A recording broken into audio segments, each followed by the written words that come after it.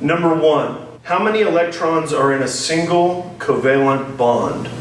Now let's think about that. Each atom comes to the table to contribute 1 electron. So the answer is 2. There are always 2 electrons in a single covalent bond.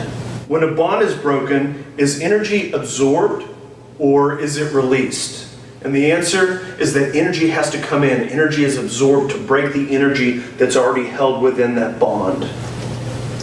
Number 3, what is the name of the force that holds 2 atoms together?